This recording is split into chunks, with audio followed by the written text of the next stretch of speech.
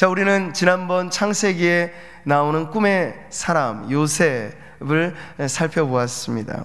그에게 주어진 꿈이 과연 어떤 것인가? 그 비전이라고 하는 것의 특징은 그래서 내가 원하는 것을 바람을 투영시키는 것이 아니고 하나의 중요한 차이가 있었죠. 하나님께서 꾸게 하시는가, 하나님께서 품게 하시는가, 그것이 바로 그리스도인으로서 우리가 말하는 비전이라는 것입니다. 그러니까 청혼의 꿈과는 좀 다른 것이에요. 그저 입신양명, 세상에서 출세한다 라는 의미에서의 어떤 젊은 날의 꿈들과 우리는 늘 비전을 그렇게 국한시킵니다. 뭔가 스타트업 기업을 출발할 때 비전을 중요하게 생각하는데 이건 세상에서 말하는 그런 비전이고, 성경이 하나님께서 우리들에게 강조하는 비전은요, 그 사업가들의 비전만이 아니고 청년들의 비전만이 아니고 인생 모든 시기 모든 성도들에게 주시는 하나의 꿈이 있다는 거예요. 오늘도 예배하는 우리 성도님들 안에 그 꿈이 있으시기를 축복합니다. 자, 오늘 이어서 살펴보는 부분은요, 요셉에게 마치 비전의 씨앗이 뿌려진 이후 그가 어떻게 그 꿈을 이어가는가에 대한 대목인데요, 하나의 발전된 단계는 뭐냐면 요셉이 꿈을 꾸었습니다. 비전을 보았습니다. 근데 그걸로 머무르지 않고 그것을 나누기 시작한다는 거예요. 먼저는 형제들에게 자신의 꿈을 나눕니다. 그리고 다음에 또 겹쳐서 꿈을 꾸자 아버지 야곱과 형제들에게 또 말합니다. 근데 그 덕분에 형님들한테 꿀밤도 얻어맞고 너 괘씸하게 그런 꿈 이야기 하지 마라 그랬지만 요셉은요, 계속해서 그 꿈, 그 비전을 나누는 것을 보게 되는 거죠. 왜 그런가 하면 훗날 우리는 알게 돼요. 아, 요셉의 꿈이 일개 한 청소년의 꿈 정도가 아니라 하나님이 그에게 주신 꿈이었구나. 근데 훗날 그걸 어떻게 알게 됩니까? 요셉이 그 꿈을 꾸었을 때 그걸 나누었기 때문에 알게 되는 거야. 아, 이건 우연이 아니다, 자수성가한 게 아니다, 하나님의 도우심이 그에게 꿈을 주셨고 그 꿈대로 인도하셔서 요셉 하면 꿈 하면 요셉 인생이 그렇게 되어졌다라는 걸 모두가 알 수 있도록 일찍이 요셉은 자신의 꿈을 나누는 꿈의 전달자가 되는 거죠. 자, 여러분, 하나님께서 우리에게 주시는 꿈은 하나의 특징이 있으니 우리 자신만을 위한 것이 아니다라는 거예요. 요셉의 꿈이 그의 형제들에게 관계가 있기 때문에 나눈 것이죠. 그의 부모, 형제, 나아가서는 온 세상과 관련이 되어 있기 때문에 그 꿈을 나누라고 하시는 거예요. 우리도 마찬가지입니다. 나 혼자 잘 먹고 잘 살아야지, 그걸 꿈이라고 굳이 말할 필요는 없겠죠. 그걸 우리가 비전이라고 굳이 공언할 필요는 없겠습니다. 그런데 크든 작든 우리 안에 있는 소망이 나를 통해 흘러가리라. 아브라함에게 주셨던 그의 비전은 무엇이었습니까? 네가 복이 될 거라, 아예 복덩어리가 될 거라고 말씀하셨잖아요. 그러니까 너 혼자 잘 먹고 잘 사는 게 너에 대한 나의 계획이 아니라고 애당초 말씀하시는 거예요. 천하 만민이 너를 통하여 복을 받게 될 거다. 자, 우리 모두에게는 공통의 비전이 있습니다. 성도 개개인 개성이 다르고 능력이 다르고 관심이 다 다르지만 우리를 하나로 묶어내는 공통의 비전이 있다는 거예요. 그게 뭘까요? 세상을 이롭게 하는, 세상을 변화시키는. 주님 말씀하셨습니다. 바로 교회인 우리에게 이렇게요, 너희는 세상의 소금이니. 밋밋한 이 세상, 요즘에 어떻게 세상 살맛 납니까? 맛나지 않아요. 그냥 밋밋합니다. 근데 성도들이 소금의 역할을 하면 맛깔나는 소금이 되는 그러한 세상이 되면 살맛 나는 세상으로 바뀌어지게 될 줄 믿습니다. 소금의 역할과 기능은 부패를 방지하는 것만이 아니고 적극적으로는 맛없는 음식에 맛을 내는 조미의 역할이 있는 거예요. 근데 우리가 가지고 있는 꿈과 비전으로 이 세상 저마다 땅만 쳐다보고 소소한 일상의 만족으로만 머물러 살아가고 꿈의 이야기, 비전의 이야기가 어디에서도 잘 들려지지 않는 요즘 같은 세상에 만나는 소금이 되라. 이게 바로 우리에게 주어진 공통의 비전인 줄 믿으시기 바랍니다.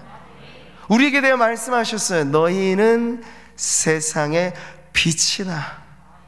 누가 강조하지 않아도 지금 세상은 어둡습니다. 칠흑입니다. 암흑입니다. 빛이 보이지 않아요. 그런데 여러분, 그렇기 때문에 이 세상에 우리를 보내시는 거예요. 우리만 이곳에 머물려 우리끼리만 좋자, 그게 아니고 우리의 존재 목적은 우리가 좋은 그것, 우리를 좋게 만드는 그것, 그 복음을 세상에 나누고 전해서 어두운 세상 불밝히라는 것이 바로 우리 교회가 이 세상에 있어야 할 이유인 줄 믿습니다. 비전이 이끄는 교회라고 하는 것은 바로 그렇게 빛을 전하는 교회의 사명을 감당하는 것이죠. 이미 우리는 이 대의 하나님의 큰 뜻, 그리고 우리를 향한 공통의 부르심 안에 꿈과 비전이 있어요. 이런 점에서 꿈이라고 하는 것 자체는요, 없던 것을 만들어내는 게 아니라 이미 있는 것을 발견하는 하나의 발견이라고 하겠고요. 그 발견이야말로 우리의 인생 일대 가장 위대한 발견이 되는 거죠. 자, 그래서 저는 새로운 용어에 대해서 말씀을 드리고 싶어요. 우리가 미션이라고 하는 말, 사명을 쓰죠. 사명자를 뭐라고 합니까? 미셔널이라고 합니다. 선교사라는 표현도 있지만요. 근데 비전을 갖고 비전을 전달하는 사람, 그 사람은 뭐라고 말할 수 있을까요? 비저널이라 말할 수 있죠. 네. 이게 좀 새로운 용어로 들리시겠습니다만, 앞으로 우리 구미상무교회에 속한 성도들이라면, 청년들이라면 자기 자신의 정체성의 한 부분에 나는 비저너리로 이 땅을 살아간다 라고 하는 자기에 대한 고백이 아주 분명하게 되어지기를 바랍니다. 자, 오늘과 같이 예배하는 연말의 마지막 예배의 자리에 우리는 비전을 다시 한번 꺼내어낼 필요가 있어요. 연말연초 특별 새벽 기도의 자리에서 불현듯 여러분의 마음에 가슴 뭉클한 감동을 주는 그 무엇이 있다면 말이죠. 우리의 인생 한번 주님 앞에 살아드릴 때 무엇하며 살까, 어떻게 살까 고민하며 기도하는 성도들에게 우리의 인생의 방향이 정하고 목적이 정해지는 하나님의 응답이 우리를 확 사로잡게 되면요, 그 인생은 전과 후가 달라지는 비전의 인생이 되는 줄 믿습니다. 그게 바로 비저너리로 살아가는 길이에요. 그냥 걸어가다가 뜬구름 잡듯이 이것 하면 어떨까, 그런 생각들은 우리의 인생에 많았습니다만 그런 생각이 우리를 바꿔놓는 것이 아니고 꿈과 비전, 하나님이 우리에게 심어 놓으신 꿈과 비전이 우리를 바꾸어 놓는 것인데, 그게 언제 임할까요? 하나님의 말씀을 듣고 기도하는 자리에, 예배하는 자리에 그 비전이 환하게 펼쳐지게 될 것입니다. 그때 보여지는 비전, 그때 여러분의 마음을 강타하는 하나님의 그 한 말씀이 바로 우리의 인생 전체를 움직이는 힘이 될 것입니다. 자, 여러분, 그렇다고 우리의 꿈 이후에 하루아침에 우리의 인생이 완전히 바뀌느냐? 그건 아닌 거예요. 요셉의 삶이 보여주는 게 그거잖아요. 꿈을 전달합니다, 나눕니다. 근데 그 이후에 그에게 따라오는 것은 시련의 연속이었습니다. 말하지 않았더라면 차라리 좋았을 것을, 아마 요셉이 인간적으로는 그러한 잠시 잠깐의 후회가 왜 없었겠습니까? 내가 괜히 내 입으로 말해서 형들의 미움 사서 노예로 팔려가고 그 때문에 내 인생이 곤두박질 치고, 시련의 와중에 있을 때는 요셉도 마음 가운데 그런 생각이 왜 스쳐 지나가지 않았겠습니까? 그런데 더 두고 볼 것이에요. 우리의 인생이 지금 한순간 내가 꿈이 있고 그 비전 때문에 지금 조금은 힘들고 어렵게 살더라도 이게 끝이 아니고 이 마지막 자리에 이르러서 결국 도달할 목적지가 어딘가라고 하는 건 조금 더 두고 보아야 할 일이라는 거죠. 근데 그 과정선상에 이 꿈의 열차가 가는 그 길에 딸려있는 그 화물 칸들이 하나하나 칸칸이 시련과 역경이라고 하는 것이 딸려있다라는 걸 오늘 요셉의 인생의 이야기가 들려주고 있습니다.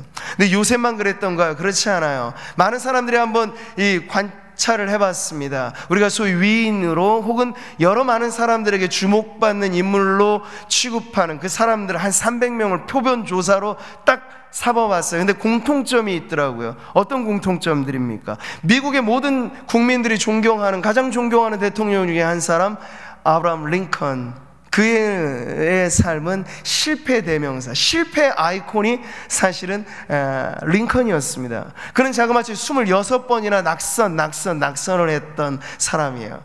대단하죠? 한 3-4번 정도면 기가 죽어서 포기하고도 남을 만한데 끊임없이 26번의 낙선, 에도 불구하고 도전한 거예요. 그래서 27번째 16대 대통령으로 당선이 되는 거예요. 그러니까 아브라함 링컨의 인생도 그 꿈을 막을 수 없는 시련을 통과하는 그런 삶을 보여주는 거죠. 조금 더 고대로 올라가도 이 공통점은 그대로 드러납니다. 그리스의 가장 위대한 연설가로 꼽히는 데모스테네스라고 하는 연설가는 선천적인 언어장애자였습니다. 위대한 웅변가가 언어장애였다니 여러분 믿겨지지 않는 거죠. 줄리어스 시저라고 하는 왕은 간질병 환자, 베토벤 역시 악성 베토벤이라 불려지는 그 음악가도 청각장애인이었습니다. 찰스 디킨스와 핸델은 발에 불구가 있는 장애인이었습니다. 일리아드 오디세이를 쓴 인류 이 위대한 서사시의 이 작가 호머 역시도 시각장애인이었고, 위대한 철학자 플라톤은 척추장애를 앓고 있었습니다. 다 이렇게 살펴보니까 공통점이 나오는 거예요. 위대한 인물의 4분의 1가량은 시각, 청각, 소아마비 등의 장애를 앓고 있었던 사람이었다. 그리고 나머지 4분의 3은요, 그들은 편안한 삶을 살았을까? 아니요. 가난과 역경과 가정의 환경의 파괴와 태어날 때부터 짊어지는 게 오늘날로 말하면 금수저가 아니고 흙수저를 물고 태어난 사람들이 그 중에 대부분이었다는 그러한 종합의 결론이 나오는 거죠. 자, 여러분, 그들이 가진 꿈과 그들이 처한 현실은 맞지 않았습니다. 언제나 꿈은 현실보다 큰 것인데 차이가 있습니다. 그 역경을 딛고 일어난 사람들은요, 현실이 고달프고 비록 힘들지라도 그 현실의 꿈을 재단한 것이 아니라 꿈에 맞춰 자신의 현실을 이겨나가는 삶을 선택했다는 그 특징이 있는 거죠. 근데 요즘에 보세요. 우리가 살아가는 이 세상과 이 사회와 이 나라는요, 꿈을 노래하기보다는 이제는 현실에 맞추어서 꿈을 포기하라는 알게 모른 그런 강압이 우리 안에 있습니다.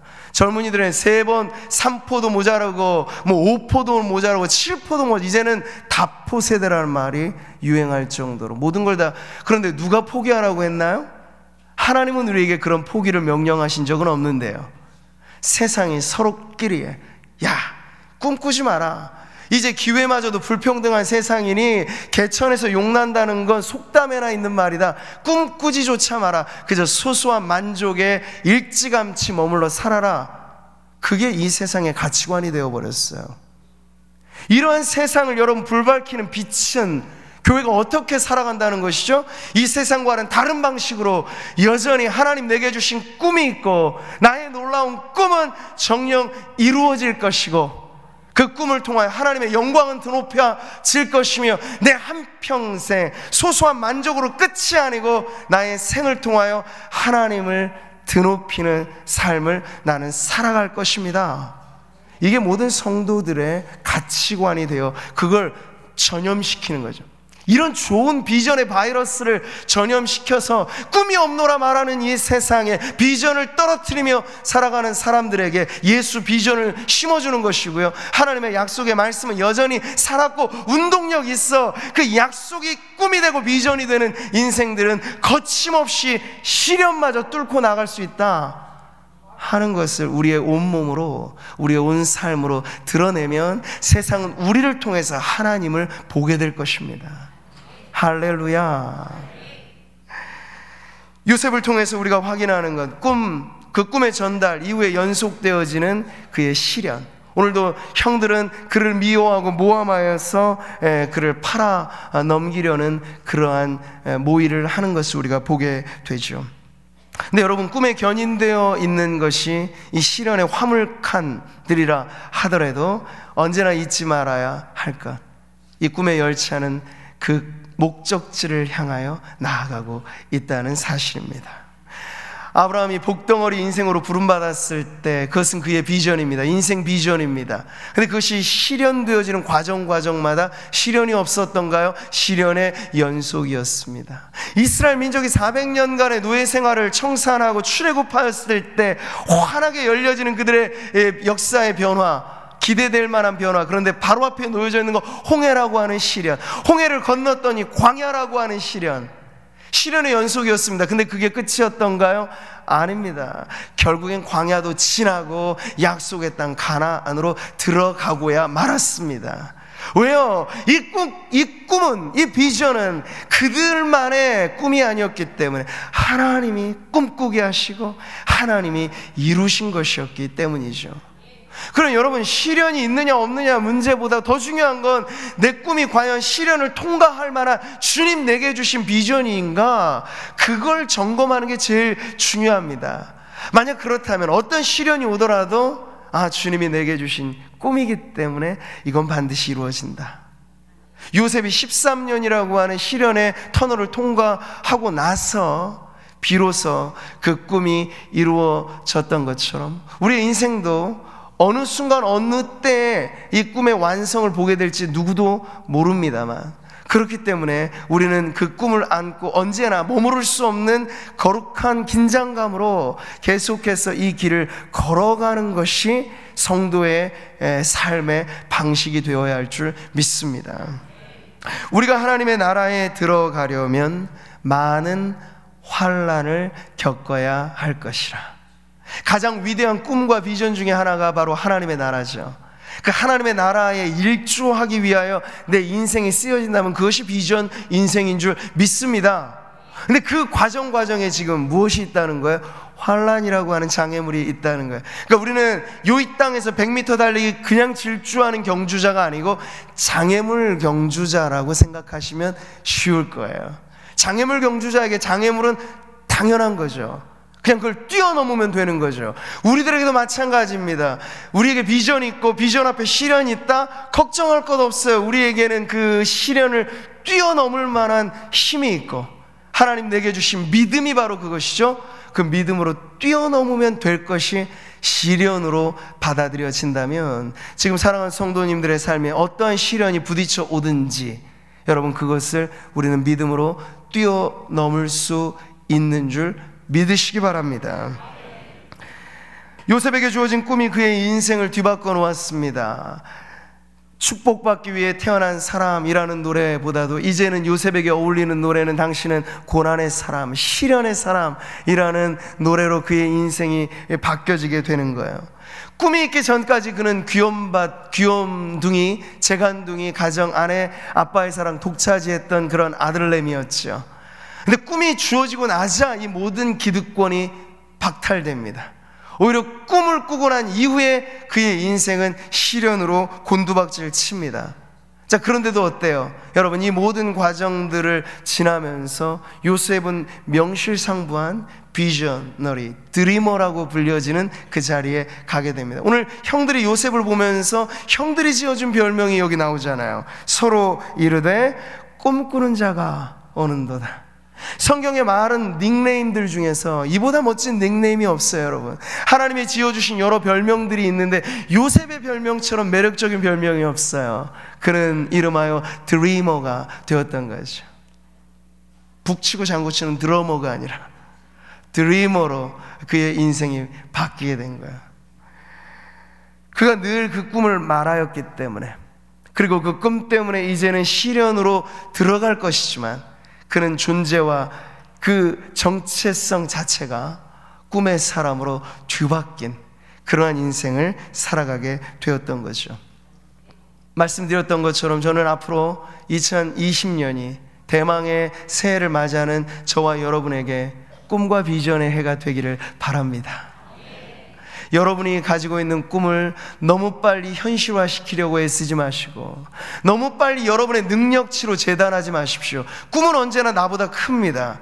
그리고 하나님은 나를 그 꿈에 걸맞은 사람으로 만들어 가시는 겁니다. 그게 성공 인생이고 그게 비전 인생입니다. 그래서 순서를 뒤바꾸지 마시라는 거예요. 하나님이 내게 주신 꿈이 있다면 그 꿈을 향하여 여러분 나아가시고, 여러분의 인생의 현실의 문제가 그 꿈에 걸맞게 바꾸어지는 것에 여러분의 기도를 집중하고 여러분의 믿음을 그곳에 집중하시기를 바랍니다.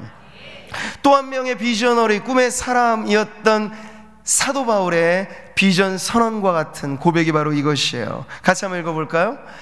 내가 달려갈 길과 주 예수께 받은 사명, 곧 하나님의 은혜의 복음을 증언하는 일을 마치려 하면은 나의 생명조차 조금도 귀한 것으로 여기지 아니하노라.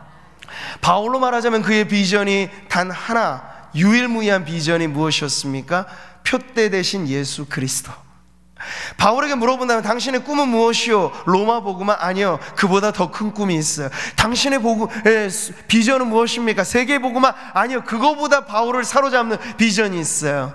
나의 달려갈 길과 주 예수께 받은 사명, 곧 예수 그리스도의 복음 그 자체가 사도 바울의 생을 뒤바꿔 놓은 비전의 실체였습니다. 그럼 그것 때문에 이전에 즐기던 모든 낙을 다 배설물과 같이 여길 정도로 그의 유일한 표대 비전 그리스도를 얻고 그 안에 더 발견되어지기 위하여 내가 이전에 자랑했던 그 모든 자랑거리들을 나는 배설물처럼 여깁니다 라고 말했던 사람, 이 비저너리, 바울의 가슴을 뛰게 만든 그것은요, 급기야 죽음이라고 하는 마지막 시련, 죽음이라고 하는 마지막 고통까지도 두려워하지 않고 그것을 뚫고 가리라 결단하게 만든 것이죠. 사랑하는 성도 여러분, 바울에게나 우리에게나 인생은 한 번입니다. 요셉이나 우리나 똑같은 한평생 인생을 삽니다. 근데 요즘 사람들처럼 한 번뿐인 인생 나 혼자 잘 살자라는 주의로 여러분 사시겠습니까? 아니면 성도답게, 그리스도인답게 한 번뿐인 인생 하나님의 영광을 위해 잘 살아봐야지, 여러분 이것이 여러분의 가치관, 세계관, 인생관이 되시기를 축복합니다. 자, 그를 죽여 한 구덩이에 던지고, 형들의 말이죠, 우리가 말하기를 악한 짐승이 그를 잡아먹었다 하자 아주 간악한 꾀를 내고 있어요. 근데 그 다음이 중요해요. 같이 한번 읽어볼까요? 그의 꿈이 어떻게 되는지를 우리가 볼 것이니라. 그래서 형들은 결국 요셉을 팔았죠. 근데 여기 형들이 말한 이 말이 그대로 세월의 강이 지나고 그들이 깡그리 잊어버리고 요셉은 죽었다고 생각한 그쯤에 하나님께서 죽지 않고 살려내신 요셉이 형들의 말대로 그 꿈이 어떻게 되는지를 명명백백하게 드러내게 되는 그 순간이 찾아오게 되는 거죠. 여러분, 그렇습니다. 꿈을 막는 모든 장애물들, 심지어 주님은 말씀하셨어요. 사람의 원수가 자기 집안 식구라. 예수 믿고 복음 듣고 변화되면 득달같이 우리를 괴롭히는 것이 먼데 있는 사람들이 아니에요. 불신 가족들이 우리의 꿈을 막을 것입니다. 불신 이웃들, 동료들, 친구들이 너 그렇게 살면 되겠냐, 지금 그러한 허황된 꿈 가지고 살 때가 아니다, 그렇게 우리의 하나님이 주신 비전을 자꾸 제한하려 할 것이에요.